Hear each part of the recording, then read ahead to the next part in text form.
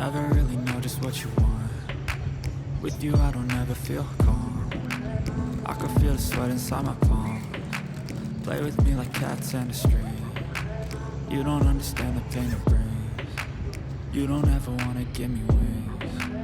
You don't ever wanna set me free. You know I'm addicted to you, and it's twisted, you've been gifted with the evil voodoo. Got me coming back for more, even when I've been screwed. Dolls full of pins, pierce my heart straight through.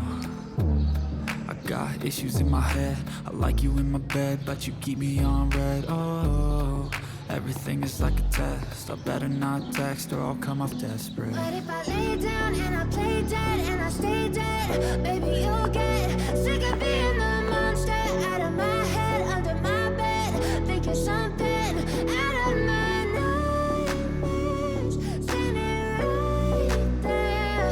But if I lay down and I play dead and I stay dead, then will you get bored of killing? So if I play dead, will you regret everything that you did, that you said?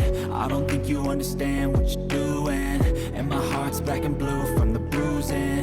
I feel like when I'm with you I'm losing. I feel like you think that this amusing, sitting there gaslighting and confusing. Was it me? Is it me? Am I deluded?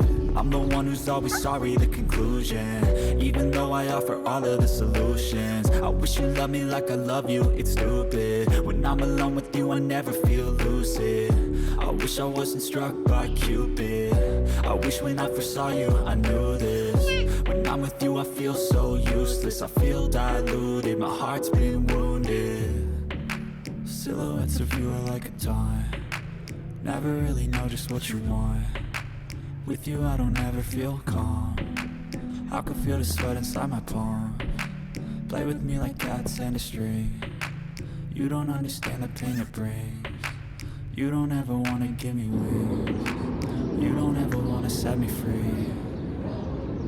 But if I lay down and I play dead and I stay dead, baby you'll get sick of being the monster out of my head, under my bed, thinking something out of my nightmares, standing right there.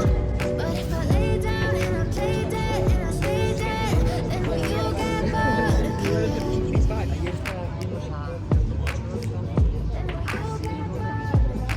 A los de negro, sí, que no tienen nada tapados.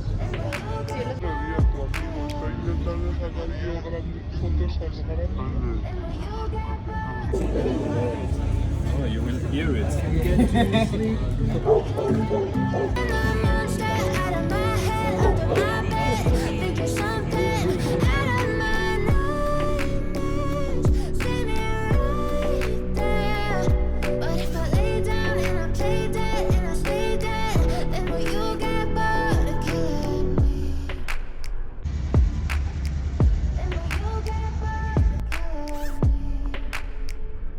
Then will you get